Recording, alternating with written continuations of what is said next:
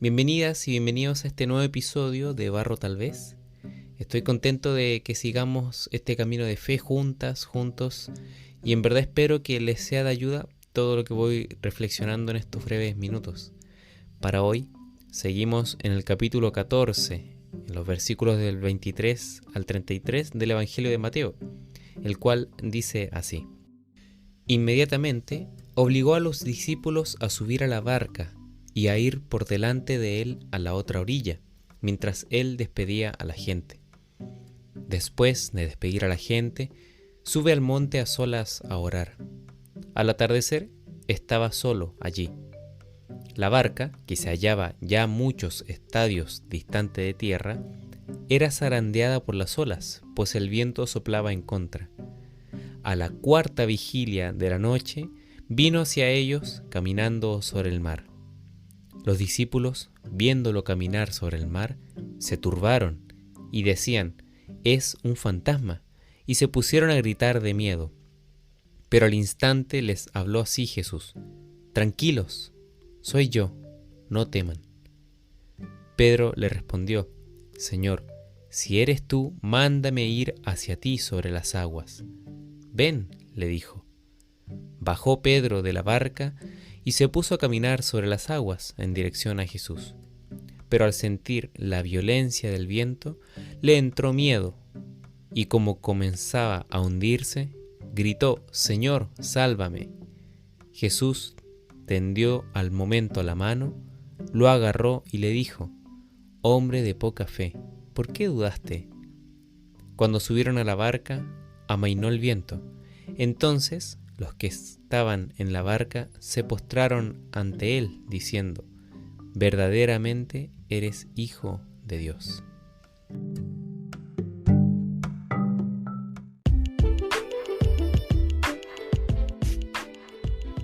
En el episodio anterior estuvimos hablando de los milagros y también específicamente del milagro de la multiplicación de los panes. ¿Lo recuerdan?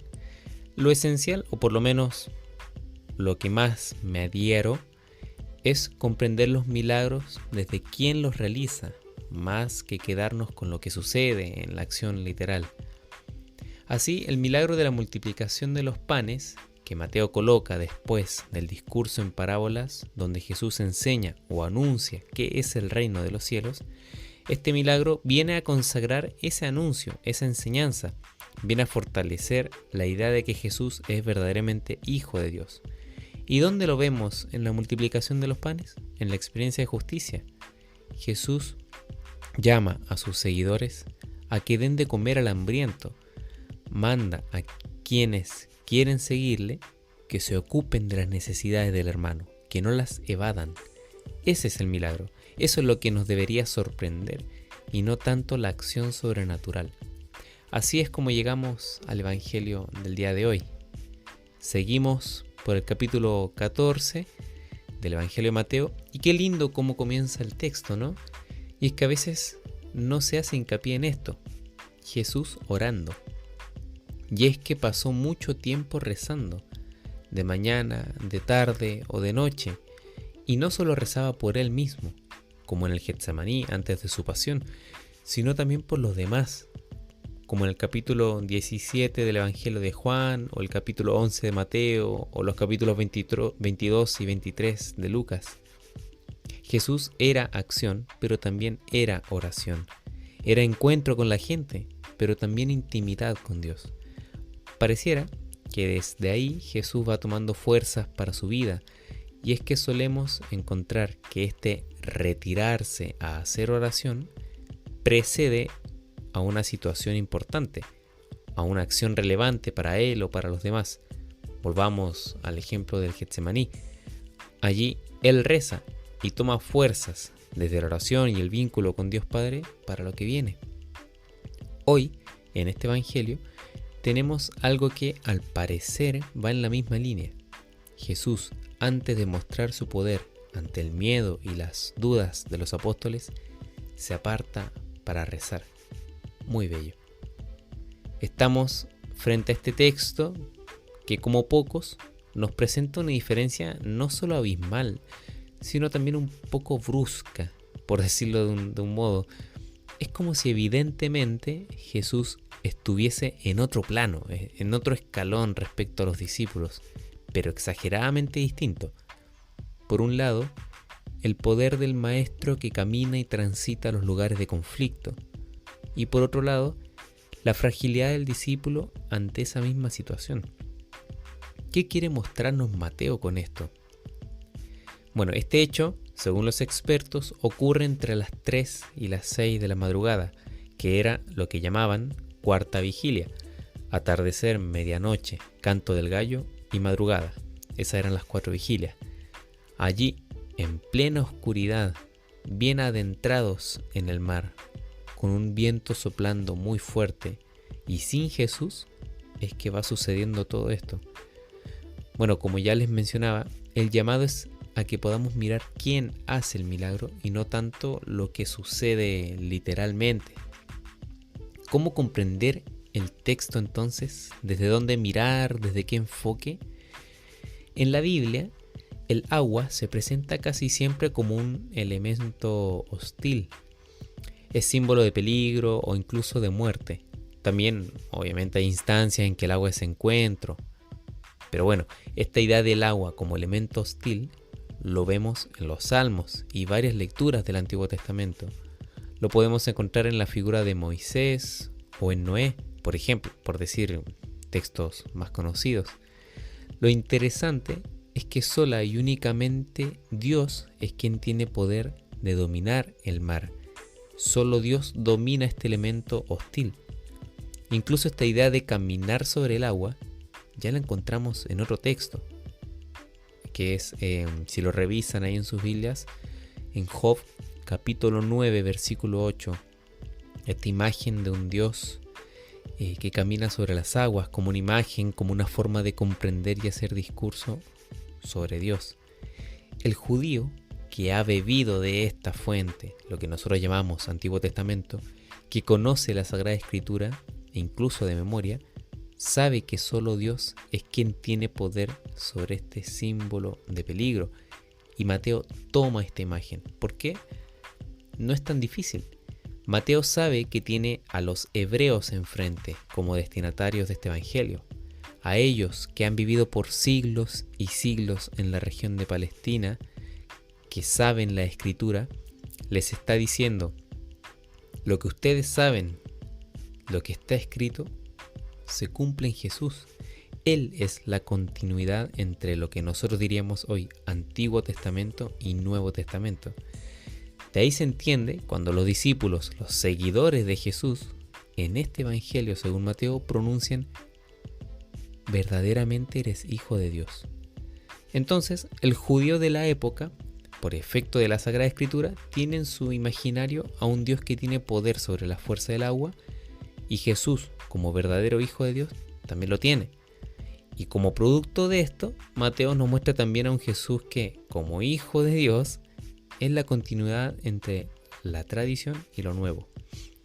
Ahora bien, este escalón distinto de Jesús respecto a los discípulos, del que les hablaba hace unos minutos, cobra relevancia nuevamente no en la experiencia sobrenatural, como lo sería caminar por las aguas, sino en el saberse discípulos, en ese comprender que quien está delante, Jesús, es el Maestro. Quiero hacer un poquito hincapié en esto. Para Mateo, el seguimiento a Jesús en su ser Maestro no tiene relación con el miedo, la sumisión y la incomprensión, que son actitudes propias que despiertan en el ser humano lo sobrenatural. Y sin embargo, son actitudes que muchas veces vemos en otras comunidades, hermanos o hermanas que siguen a Jesús desde un vínculo de miedo, sumisión e incomprensión. Es extraño plantearse esto desde ese lugar respecto a Jesús cuando somos testigos de su llamado a la paz o a no temer, cuando somos testigos de su invitación constante a elegir, a esta experiencia de libertad, cuando somos testigos de sus enseñanzas para que sus seguidores comprendan el reino de los cielos. Entonces, Jesús no es maestro porque sea alguien que actúa sobrenaturalmente inspirando miedo, sumisión e incomprensión, como nos pasa habitualmente cuando escuchamos o vemos en las noticias hechos sobrenaturales o que exceden al conocimiento, sino que es maestro por todo lo contrario. El impacto que producen los discípulos o sus seguidores tiene que ver con que están frente a alguien que actúa con verdadera justicia y amor. Están frente a alguien que vibra y hace vibrar una convicción profunda de fe y amor al Padre, tan así que es mismo Dios. Quiero decir, lo que hace que Pedro baje y comience a caminar por el agua no es el querer hacer frente a un fantasma de forma impertinente o audaz, tampoco el querer corroborar si efectivamente es Jesús o no aquel ser que camina sobre el agua. Pedro se baja del bote simplemente porque Jesús lo llamó, le dijo, ven. Pedro experimenta la fe en Jesús, confía, y si su maestro lo llama, él va. Y luego sus dudas son las que lo hacen tambalear. Díganme ustedes si no es esto un discurso, todo este texto, o un modo en que el mismo Mateo, el evangelista, está reflejando la misma realidad de las primeras comunidades. Cuando las cosas estén mal ante los miedos y las dificultades que estamos viviendo como primeras comunidades, no perdamos la fe, confiemos que, aunque aparezca una realidad difusa y extraña, Jesús está.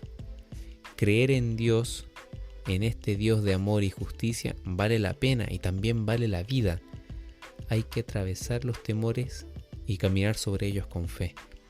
Por eso, la invitación es a que no nos quedemos solo con la imagen de un hombre que camina por el agua, o bueno, dos hombres si sumamos a Pedro, sino con el Jesús, Mesías, Hijo de Dios, que Mateo quiere mostrar a las comunidades y a los hebreos. A fin de cuentas, lo que se nos presenta es otra forma de sostener el argumento de Jesús como verdadero Hijo de Dios a través de un texto, como el que acabamos de escuchar, que invita a hacerse consciente sobre el poder y la fuerza de la fe en Jesús y también conscientes de los efectos en nuestras vidas de la duda. La fe te hace salir de tus miedos paralizantes, caminar sobre el agua, y la duda, la poca convicción en tus elecciones, te hace caer, hundirte en el agua. Generalmente los milagros de Jesús se resumen en una cuestión de fe. Y aquí, como siempre, te dejo una pregunta para tu reflexión personal. ¿Has tenido alguna experiencia de duda, de miedo, que hayas podido resolver con fe en Jesús? O bien, ¿cómo está tu fe en el Señor? Te regalo como siempre unos minutos para que cortes el día, la semana y puedas reflexionar esta pregunta o aquello que te haya resonado de este episodio. Un abrazo grande y nos encontramos la próxima semana con otro episodio de Barro Tal Vez, un podcast para volver a la fuente. Chao.